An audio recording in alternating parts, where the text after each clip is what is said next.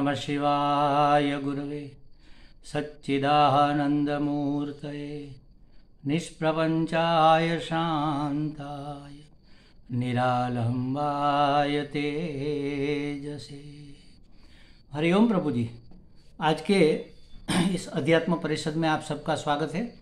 आज का प्रश्न भावनगर से नगेंद्र दास पिठवा जी का है। उन्होंने पूछा है, क्या यह ध्यान का विषय उन्होंने पूछा है, चीज़ों को अपने साथ नहीं जोड़ना चाहिए, चीज़ों को अपने साथ नहीं जोड़ना चाहिए, क्या यह ध्यान का बहुत महत्वपूर्ण अंग है? और इसी में आगे पूछा है, चिंता की स्थिति में भावनाओं का क्या किया जाए। मतलब कि एक प्रश्न में दो प्रश्न है, देखते हैं एक के बाद एक। चिंता की स्थिति में भावनाओं का क्या किया जाए, इसको पहले देख लेते हैं। देखो, चिंताओं की स्थिति में भावनाओं का क्या, भावना माने क्या? भावना माने उर्मी, एक तरंग जो हमारे अंदर विचार के रूप में मन में उठती है, उस तरंग का नाम है भावना। या तो अनुकूल भावना होगी या प्रतिकूलता की भावना होगी, या पसंद भावना होगी या नापसंद होगी, या हर्ष देने वाली होगी या अमर्ष कराने वाली होगी। तो ये भावनाओं का नाम ही तो विचार है। और ये तीन प्रकार की होती है। भविष्य के लिए जो भावनाएं उत्पन्न होती है, जो विचार उत्पन्न होते हैं, जो चिंतन चलता है, यही कह लो चिंतन चलता है, चित्त में होती है ना। इसलिए चित्त में भविष्य के लिए जो चिंतन चलता है, उसमें एक डर रहता है कि अरे कल क्या होगा, ऐसा हो गया तो फिर हमारा क्या होगा, वैसा हो गया तो फिर हमारों का क्या होगा, अगर ऐसा नहीं हुआ और अगर ऐसा हुआ। ये धारणा और अनुमान के आधार पर हम सोचते रहते हैं और उसकी चिंता करते रहते हैं। भविष्य की चिंता होती है, भय होता है, ये होगा तो क्या होगा, वह होगा तो क्या होगा, ये आ जाएंगे वो चले जाएंगे, कल ऐसा नहीं रहा। तो भविष्य के लिए भय और चिंता रहते हैं। जो बीत गया वह भूतकाल है, तो भूतकाल के लिए अफसोस रहता है, अरे हमने ऐसा क्यों नहीं किया, अगर ऐसा किया होता तो आज कितना अच्छा होता, अरे हमने गलती से ऐसा क्यों कर दिया, अगर ऐसा हमने नहीं किया होता तो आज कितना अच्छा होता। तो भविष्य का हमें अफसोस होता है। ये दोनों चीजें बिल्कुल ही हमारे हाथ में नहीं है। जो बीत गया सो बीत गई, सो बात गई। जो बीत गया वह तो चला गया, उसमें अब हम कुछ परिवर्तन नहीं कर सकते। करना क्या चाहिए कि जो बीत गया उसके आधार पर हमें सीखना चाहिए, उसमें से कुछ हमें लेसन लेना चाहिए कि भूतकाल में ऐसा किया था तो इसका परिणाम ये हुआ, माने कि ऐसा करना है कि नहीं करना है, ये हमें अभी वर्तमान में तय करना होगा।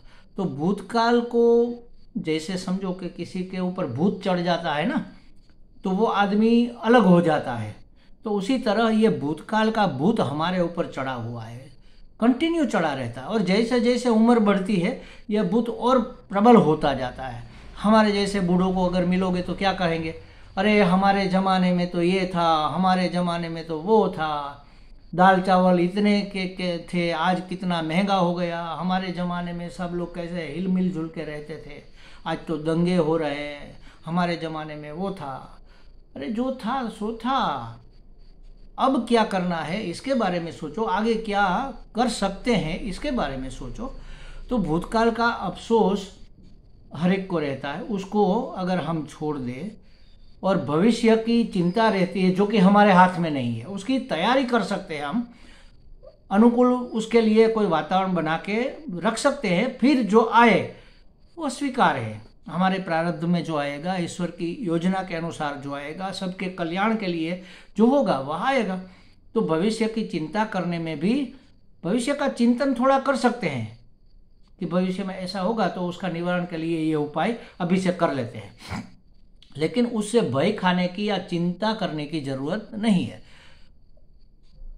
भक्ति शास्त्र में तो ऐसा कहा जाता है कि चिंता करने का नाम क्या है। चिंता करना माने भगवान पर अविश्वास करना। अगर हमने भगवान की शरणागति ले ली है तो चिंता काहे की? वो चिंता करेंगे, भगवान करेंगे चिंता, हम तो चिंतन करेंगे उसका। तो चिंतन करना चाहिए, चिंता बिल्कुल नहीं करनी चाहिए। भूत का भविष्य का भय रखकर कोई चिंता करने की आवश्यकता नहीं है, क्योंकि वह हमारे हाथ में ही नहीं है। और परम कृपालु परमात्मा हमारे लिए बुरा क्यों सोचेगा, हमारे लिए अच्छा ही सोचेगा। जो भूतकाल में हो गया वो भी हमारे लिए बुरा नहीं था, हमारे भले के लिए था, सबके भले के लिए था।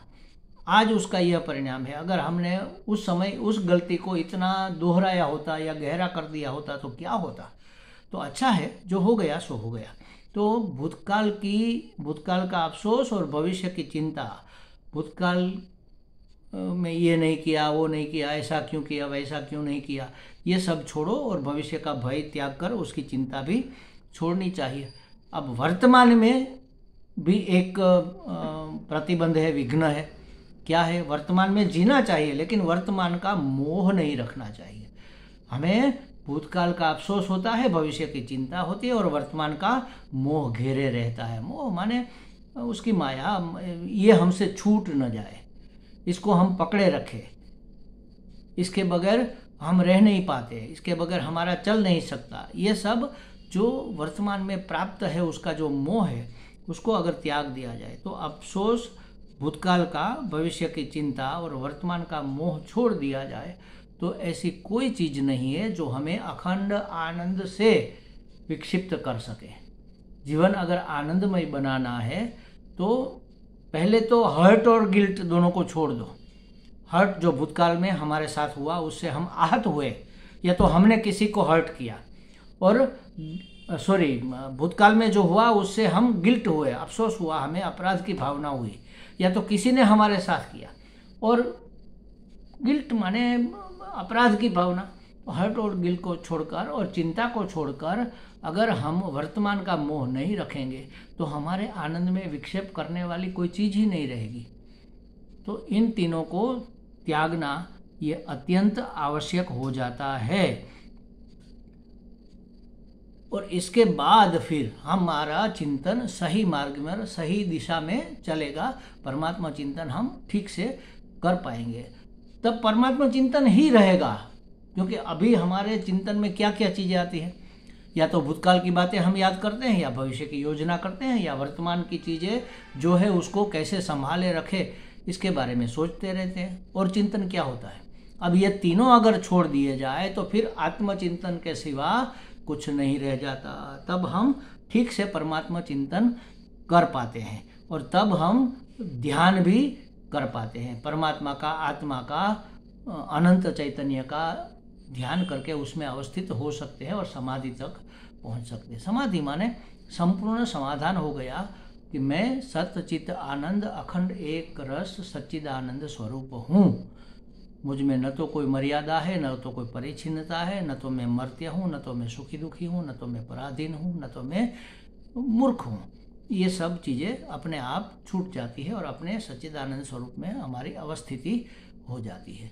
हमें लगता है आधा प्रश्न तो हो गया, इसका समाधान हो गया होगा, बाकी का हम कर लेंगे। ओम।